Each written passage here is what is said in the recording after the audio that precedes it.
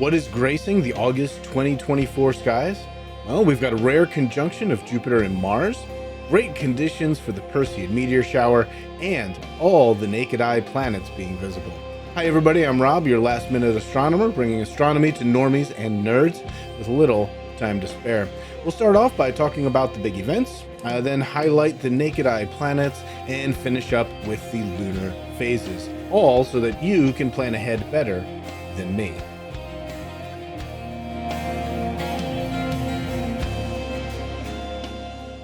Let's start off with the big event for the month. It is the Perseid Meteor Shower, and it is an excellent year for the Perseids because, as you can see, the moon is less than half lit, which means it's not going to be as bright, and it's going to set a lot earlier than normal. In fact, about 11:15 p.m., at least for me.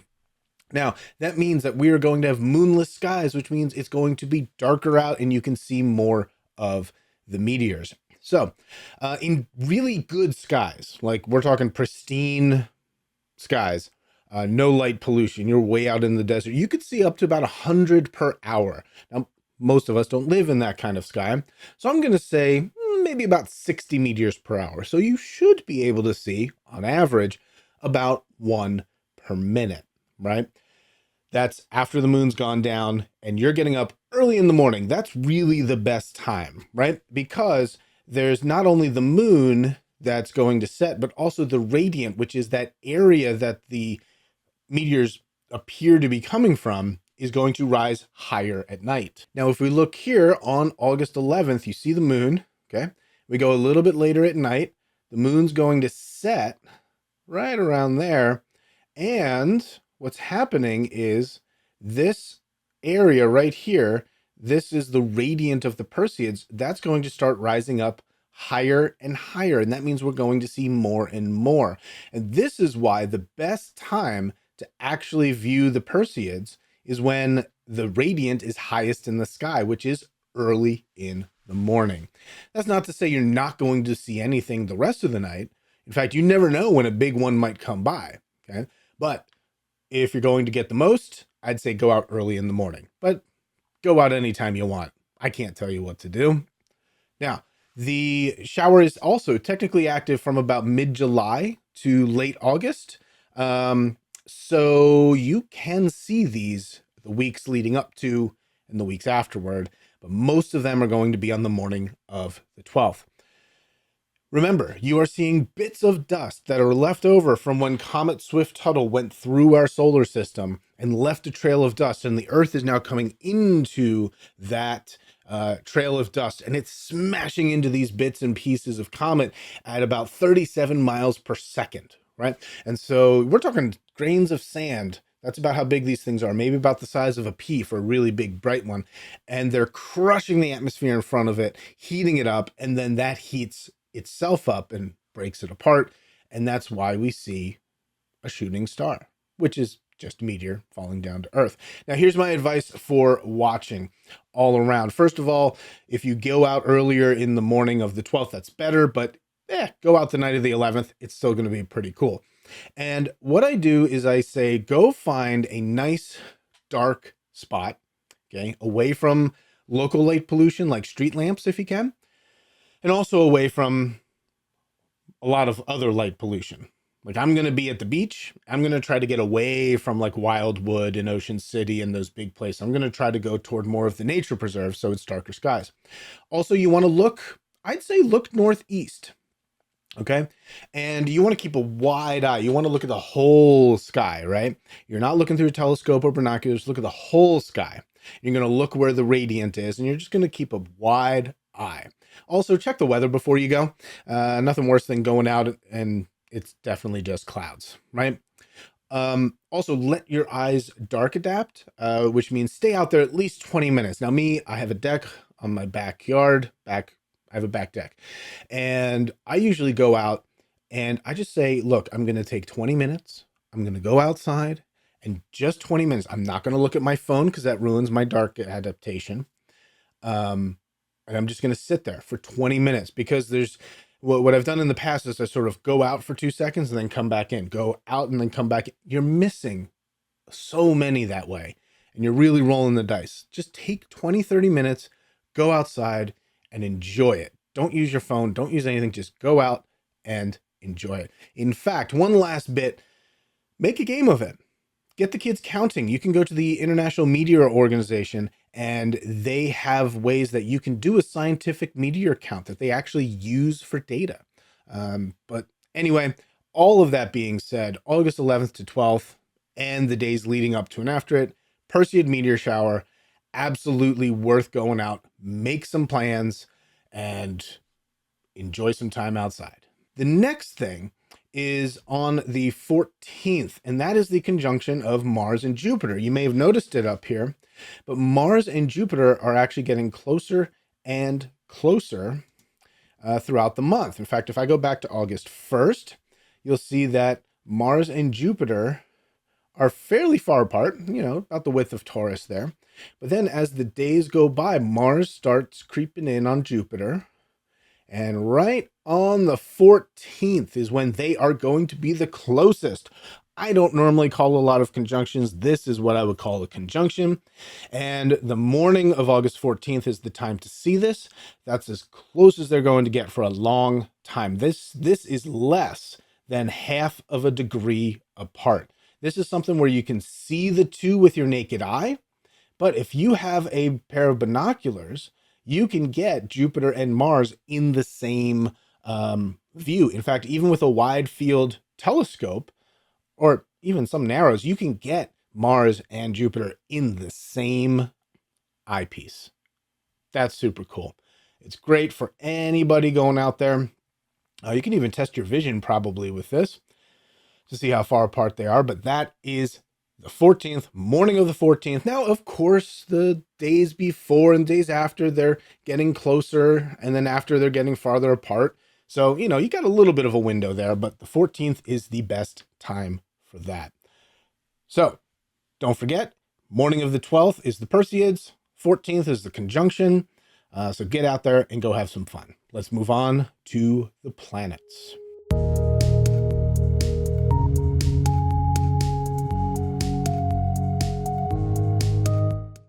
As far as the naked eye planets go, we can see all 5 of them at some point this month. Now, sunset is pretty much just Venus. Mercury is technically there for a little bit, okay, but it is not going to be there for long. In fact, I'd say by the first couple days, it is below the horizon at sunset.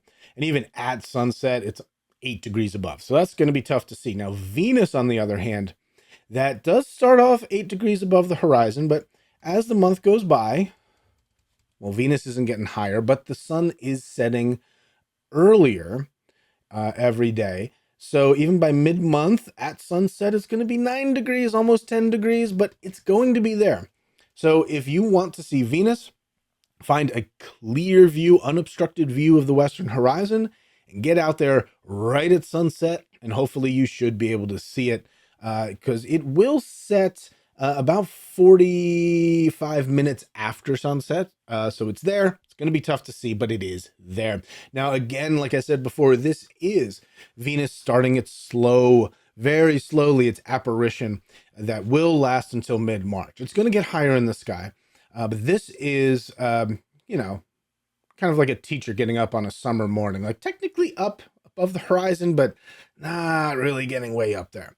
And now, what will also happen is Venus will go through its phases. So if you have a telescope or even a pair of binoculars, this is a great target because you can start watching now, see it in its almost full phase, and then as the months go by, it'll go to a half phase and then a crescent phase until about mid-March when it goes in between the Earth and the sun. Very much worthwhile. Pretty neat. You also see it get bigger in your eyepiece as the months go by, right? It actually maintains fairly similar brightness the whole time. Now, so that's Venus, okay? Let's go back to August 1st, okay?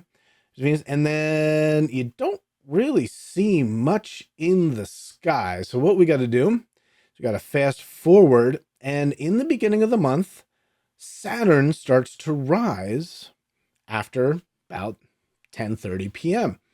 So Saturn will rise about 10:30 p.m. toward the beginning of the month.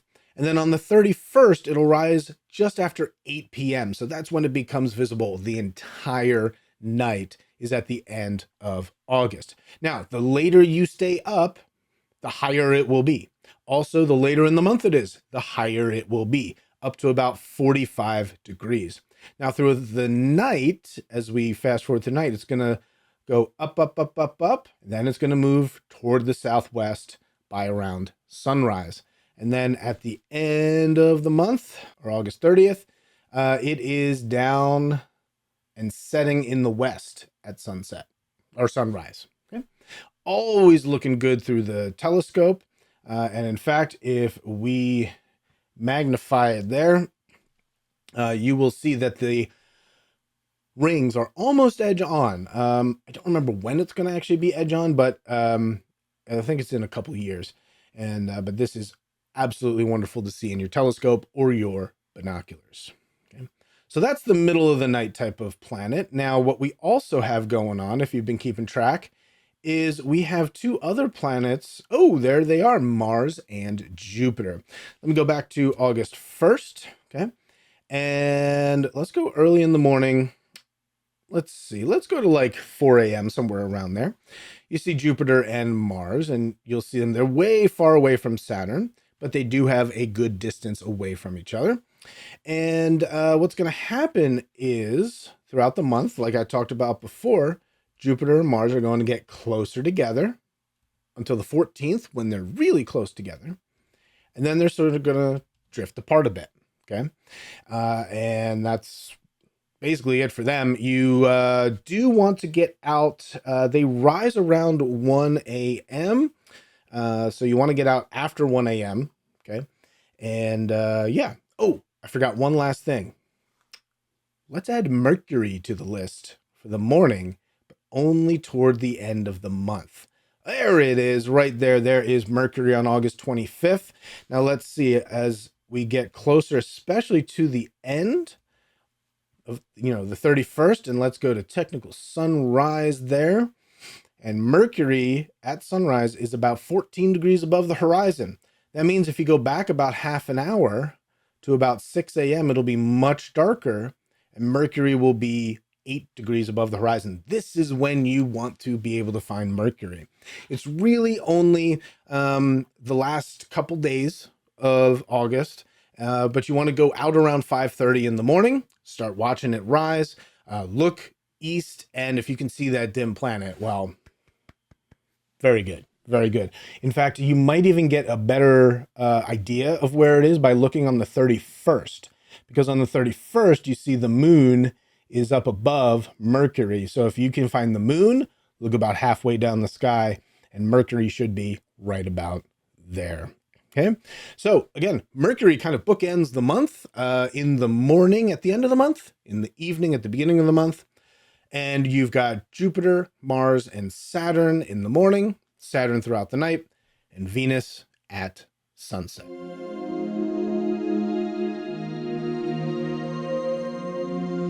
Let's talk about the moon. We'll talk about the cycle, and then we'll talk about the close encounters when it gets close to other planets. Now, as far as the lunar cycle goes, we start off the month with morning crescents. You look off to the east in the morning. Then the new moon is on the 4th of August. That's the darkest skies. Then you have a week of evening crescents, where you have to find the moon in the west after sunset. So this first week or two is probably the best time to go out. It's when you have the darkest skies after sunset. Then we've got the first quarter moon on the 12th. That's when it's half lit up and it sets right around midnight. Then we've got a week of the evening gibbous when it's mostly lit after sunset. Full moon is on the 19th. Then we've got a week of waning gibbous. That's when it's mostly lit, but it does rise later at night. Then we've got the last quarter moon on the 26th, which means you have dark skies until about midnight when that last quarter moon rises. Okay. So that being said, first couple weeks, probably the best time to go out there. Unless you're looking at the moon, you can go whenever you want, as long as it's not the new moon. So let's talk about when the moon actually encounters different planets. All right. Now, let's start with August 1st and go to sunrise. We have a very thin crescent moon, and it's lining up with Mars and Jupiter, right? In fact, let me go a little earlier, okay? You're going to have the moon down below, then Jupiter and Mars, right? Looking really cool. Just get out there after 3 a.m. to see this. Don't go out any earlier than that. And then let's move on to the 5th. Now, the moon goes away. Now, we know that it's going to start becoming a sunset object. And so we have to start looking west around sunset. Ooh, that is quite the little bunch there, right? Now, on the 5th, you will see a very thin crescent moon, okay? And it's going to be just above Venus. Look at that. Not very far apart. This is going to be tough to find because it's low in the sky. You need an unobstructed view of that western horizon, but definitely, north-northwest horizon. But it is definitely going to be worth looking for, 100%. Now, on the 6th, then, the moon moves up here, and you have this neat little triangle with Venus, Mercury, and the moon. And the moon will be easier to find on the night of the 6th because it'll be thicker and higher up in the sky. After this, about 2 weeks go by with almost nothing happening. So let's move on to the 20th. Okay. And let's go later in the night because it's going to go by Saturn. Oh, look at that. They are like right on top of each other. In fact, there we go. Saturn and the moon real close together. They are less than 1 degree apart. So your pinky width held at arm's length won't even fit between the moon and Saturn right there. Okay. Get out after 9 p.m. for that. And just find the moon and Saturn will be right nearby. Okay? Might not be good for pictures because the moon will be so bright. But if you know how to do high dynamic range stuff, you could probably get a good picture. Okay. All right, let's back away from there. Now, if you're sensing a theme, right? The moon, I'm just going to go later at night. The moon every night moves across the sky. So it's going to start interacting with Mars, Jupiter, Taurus, and the Pleiades. And this is a really neat setup to watch, okay? This is basically the rest of the month from the 25th to the 29th, okay? We have a really cool setup. We've got Mars down below. Then you go up and to the right and there's Jupiter. Up and to the right, you see Taurus. Go straight up, you find the Pleiades. And then you've got the moon, right? So on the 25th, on the morning of the 25th, you got to get out after, I'd say 2 a.m. to see this, maybe 1 a.m. But after 2 a.m., and if you get up later, this will be higher in the sky. But what you do is just check that out. And then on the 26th, the moon will move, right below the Pleiades. This is going to be neat. Maybe not picture worthy because the moon will be so bright, but your eyes will be able to pick up the dynamic range between Pleiades and the moon. And then the next night or morning, the moon is going to be right above Jupiter. Okay. In fact, it's going to be right above Jupiter. And then you've got Mars down below. Then on the morning of the 28th, the moon will be next to Mars this time. It'll be a thinner crescent. And you can see Jupiter up and to the right. And then lastly, on the 29th, the moon is way low at the bottom of the horizon. In fact, if you get out at 2 a.m., it's very low. If you get out later, the moon's still going to be high in the sky. But you have this wonderful lineup of the moon, Mars, Jupiter, Taurus, and the Pleiades. Really, really super cool to find. Okay. Might be hard to get with a camera, but definitely worth a shot. All right, well, that is the sky for the month of August of 2024. If you find this advanced notice of the night sky helpful, please support my work by finding Last Minute Astronomer on Patreon, Facebook, and Instagram. So till next month, I'm the Last Minute Astronomer, wishing you fruitful plans and clear skies.